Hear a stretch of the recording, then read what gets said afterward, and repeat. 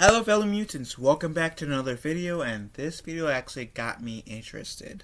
Um, Apparently, Sony has lost the Spider-Man character to legal reasons.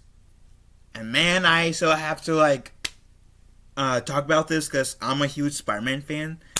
And for as long as I can personally remember, the the movie rights to Spider-Man has always been to Sony. At one point, it was of course, it was the rights. Marvel, the company Marvel, had the rights to do the Spider-Man films, but and this was back when, of course, Stan Lee was alive still. When they were going through some financial issues, so they had to give away some of their IP to not go bankrupt. They had to give away the movie rights to X-Men, to Spider-Man, to the Fantastic Four, which is why we haven't seen any of those characters really interact with anyone in the MCU until pretty much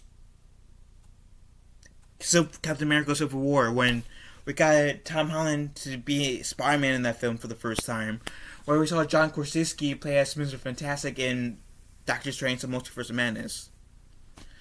But they had to make deals, and recently Disney bought the company who that allows them to make Fantastic Four and X-Men, which I think is Fox. So this is really interesting to me, that how Sony loses the Spider-Man character due to legal reasons. So let's read, because I haven't read this article yet. Marvel's Spider-Man character is one of the most famous superheroes ever created. Since the Wallcrawler's inception over 60 years ago, Spider-Man has gone on to play a vital role both in Marvel Comics as well as live action and animation. My favorite animations of Spider-Man is the Spectacular Spider-Man. Lasted 2 seasons. The third season got canned because of the Disney Marvel merger, but it's a beautiful show. You guys should watch the Spectacular Spider-Man at the very least, if you guys haven't watched any of the anime stuff yet. Anyways, but recently Sony lost a Spidey character due to legal reasons. Oh, it's a Spider-Man character, not Spider-Man himself. Okay. So which live-action films has Spider-Man appeared in? The Spider-Man character has appeared in live-action films for years. Most notably, Tobey Maguire starred as Spider-Man in the Sam Raimi trilogy. Sony Pictures was then rebooted the franchise, with Mark Webb directing both Amazing Spider-Man films. Both of these starred Andrew Garfield as the title character. Then, in 2016, Kevin Feige's MCU featured Peter Parker / Spider-Man as a supporting character in Captain America: Civil War. Tom Holland, which was portrayed by Tom Holland, which later on went on to star in his own trilogy of Spider-Man films. All this has home in it. Homecoming, Far From Home, No Way Home. Which Tom Holland also was in the last 2 Avengers films, which is Infinity War and Endgame. What animated films has Spider-Man appear in? And so essentially, this part they just acknowledge the Spider-Verse films. So I'm going to skip that because we all know of the Spider-Verse films. So, what is the Marvel Sony contract issue? Over the last decade, the contractual issue between Marvel Studios and Sony Pictures have been increasingly prevalent. When Peter Parker made his official MCU debut in Captain America: Civil War back in 2016, it marked a huge moment for fans everywhere, as the character was finally in the interconnected universe Marvel Studios has been building for the last 8 years. Following Civil War, Holland's Spider-Man later appeared in his own trilogy. Despite eventually being a box office hit, the last movie may never have happened after contractual discussions between Disney's Marvel Studio and Sony broke down. Yeah, I've heard after this I think it was Endgame. How I remember hearing about Sony and Marvel had a contractual dispute per se. I'm really happy for No Way Home that they end up the term "kiss and made up" or whatever, because No Way Home, is my personal favorite Spider-Man film. Outside of Into the Spider-Verse, is my second. Essentially it's the second best, but how can I say this without being really confusing? No Way Home, Spider-Man 2, the Tobey Maguire films, the Andrew Garfield films, and Into the Spider-Verse are my favorite Spider-Man films. There we go. Not necessarily in that order, but still. Anyways, where did I leave off? Because I forget. At the time, Sony Picture Entertainment Chairman Tony Fincaria said that the door was closed on Spider-Man's MCU journey, and that the character would continue on in Sony's own Spider-Man universe. It took huge fan backlash and Holland himself speaking to Disney CEO Bob Iger to get the project moving forward once more. For the full story of what happened between Marvel Studios and Sony Pictures and the difference between the MCU and Sony's Spider-Man universe, head here and they have a link to it. Where you can actually read that if you so want to. So, when was Spider-Man created? He was part of the ongoing Marvel mythos. Spider-Man, or Peter Benjamin Parker, was created by Stan Lee and Steve Ditko for Marvel Comics over 60 years ago. His first appearance was in Amazing Fantasy issue number 15 in 1962.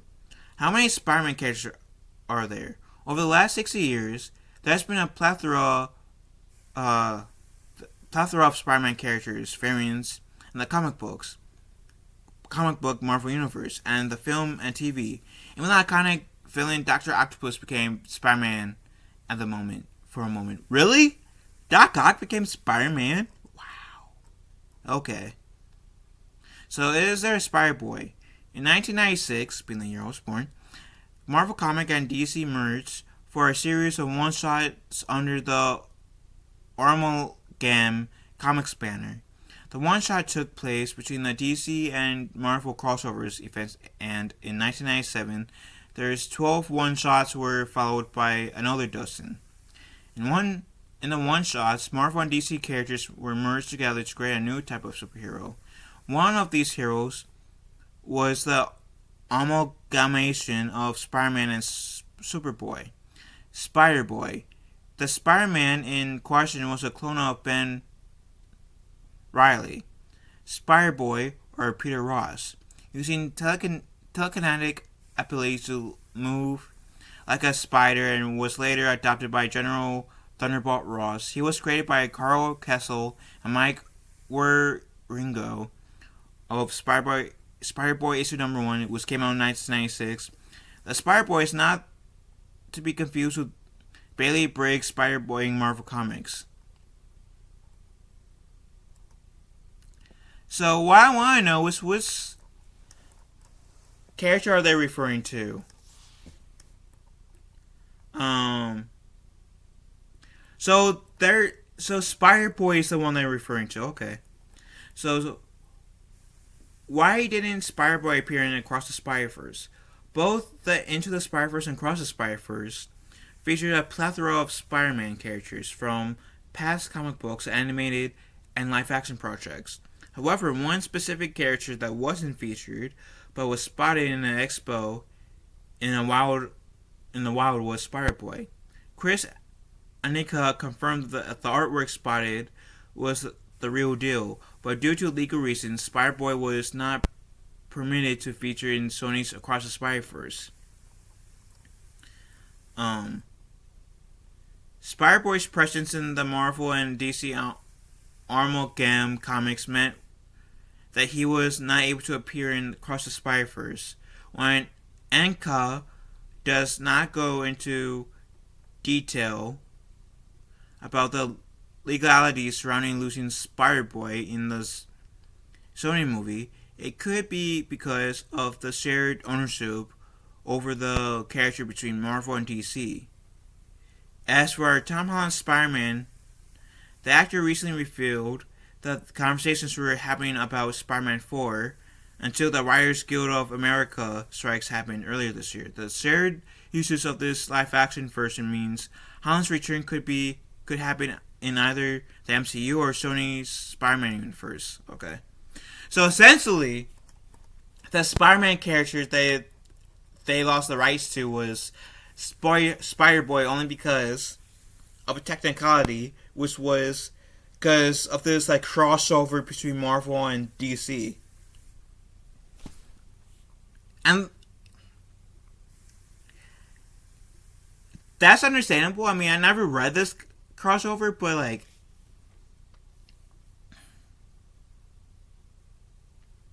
I can understand if it's a shared property, if they aren't allowed to showcase that in any version, like any Spider-Man movies moving forward. I don't have an attachment to Spider-Boy. I have more of an attachment to like Miles Morales, Peter Parker. Those two are the only ones that I really have an attachment to, and Spider-Gwen to a certain degree. Less so than Peter Parker and Miles Morales. But I mean, I feel bad for those of you guys who are like fans of Spider-Boy, but like I said, for me personally, I thought it was going to be like Sony lost the rights of Spider-Man as a whole, and how like Spider-Man was going to become back to like essentially in like under Marvel's leadership. But okay, because I think that's why like we have like so many Spider-Man movies under Sony, because they have to like keep making Spider-Man films in order to retain their rights. And if they don't make any Spider-Man films for a certain amount of time, then those rights will revert back to Marvel. At least that's what I've heard. That could be wrong, but that's what I've heard. But okay, so Sony loses Spider-Boy. How do you guys feel? Let me know in the comment section down below if you guys want to read this article. As always, I will pin the article in the description for you beautiful people. That said, love you guys. Have a wonderful day. Be kind to one another. Talk as the kids say nowadays. TTYL.